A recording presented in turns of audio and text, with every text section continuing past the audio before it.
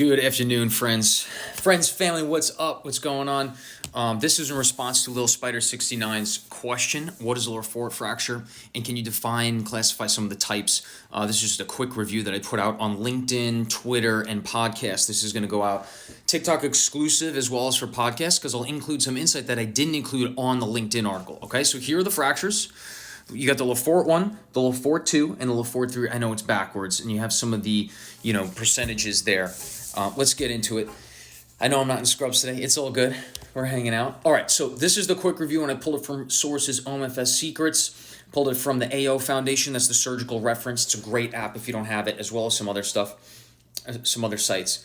What are the three LeFort fracture types? This is quick review number 84. If you want to read the article, you can read it on LinkedIn. Okay, check it out there. Now, LeFort fractures, initially described by René Le Fort in 1901.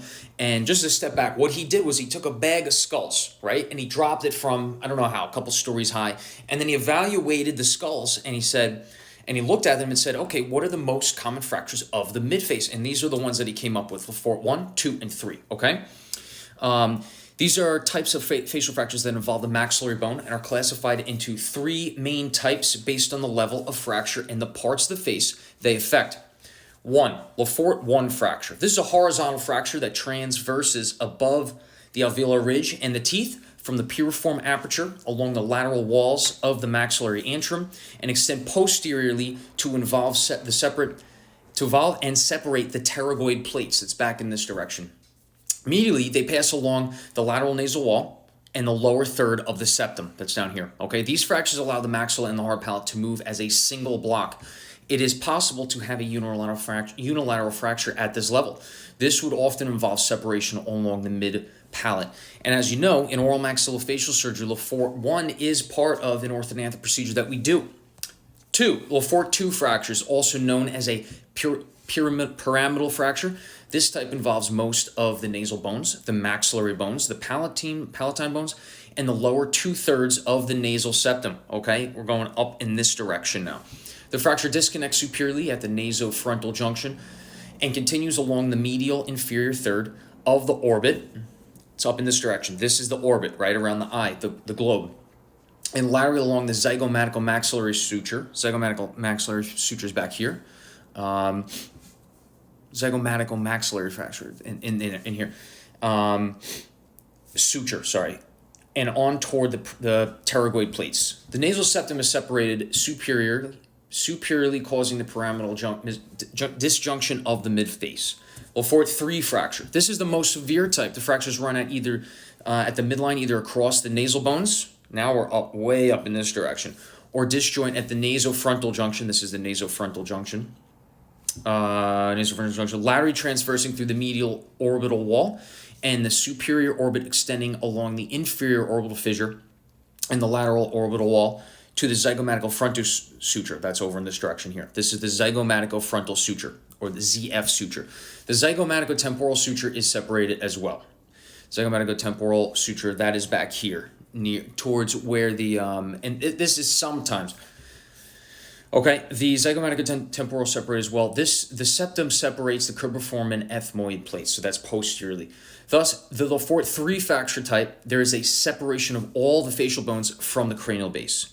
Now, each type of LeFort fracture can have significant implications for the patient, often requiring surgical intervention to repair and realign the bones. They are commonly the result of high-impact trauma, such as in motor vehicle accidents. All right, friends, the references are included here. Now, to include the motivational quote of the day, the most retweeted... Oh, shoot. Why? When I click into Twitter from here, it separates.